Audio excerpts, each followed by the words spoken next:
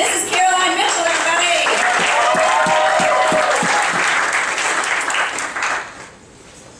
Hi, so my name is Caroline Mitchell-Carrico, and tonight I want to talk to you about the magic of preserving your own food, or as I like to think about it, a really simple way to make your friends and family love you even more and always invite you to parties. And make sure you bring stuff along with you. So basically, canning, really simply, is putting stuff in jars. Usually what you do is you take food that's in season, that's at the peak of tasting really good, its nutritional value, and you preserve it in jars so that you can enjoy it for the rest of the year. That way you can eat strawberries in December, and they'll still taste good. I learned about canning from my grandmother. This is me and Nima at my wedding.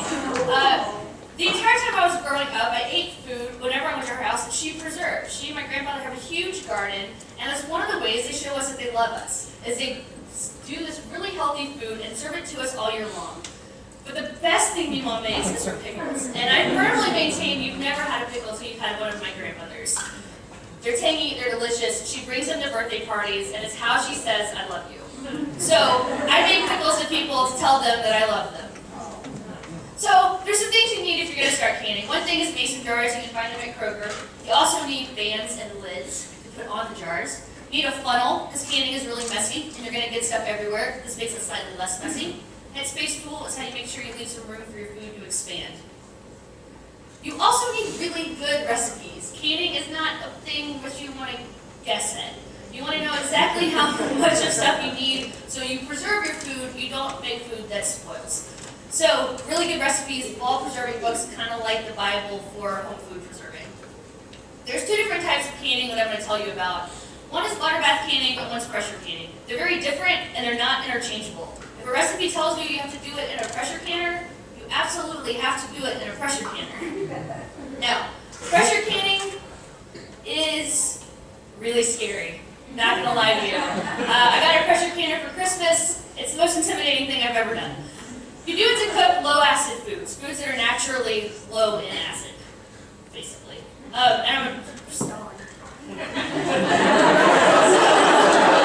is why it's so scary. You have to have an actual pressure canner, which is different from a pressure cooker.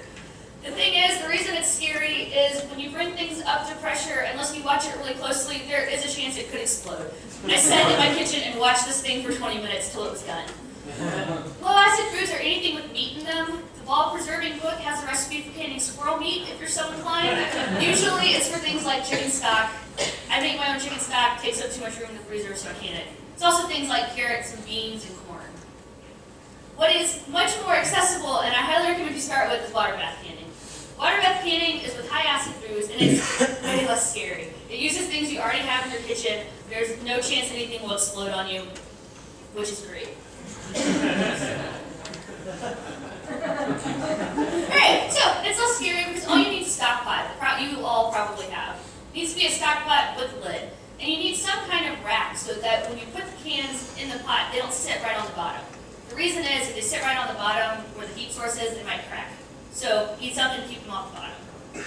High-acid foods are things like tomatoes that are naturally high in acid when they grow. It also includes foods that you add a lot of acid to it. When you make pickles, you do them in vinegar. Vinegar is high in acid. Also, jam, because you add lemon juice to it to keep the color going.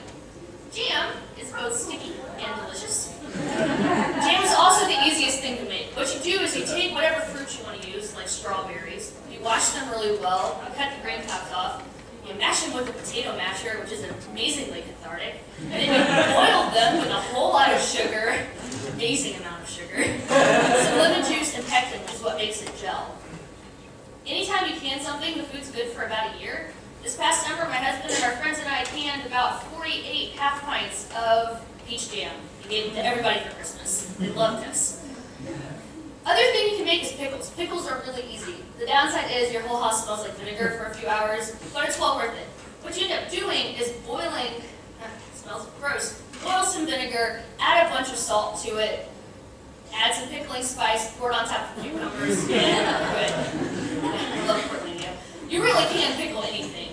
So, usually people think of cucumbers. Cucumbers are definitely one of the easiest things to do, but you can also can green beans. My family loves those. I don't really know why. I think they're disgusting. They got a lot of cayenne pepper. They all love them. So I make them for them. Show them I love them. You can also do cherry tomatoes, which I love doing because tomatoes in January are gross. Canned tomatoes still taste like it's July.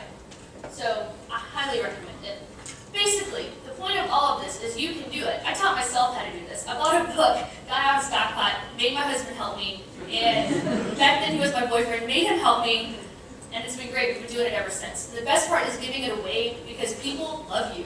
People will call you and ask you if you can have some more jam. So, thank you for listening to me. I hope you make pickles this year. If you want some pointers, give me a call. I've got lots of equipment.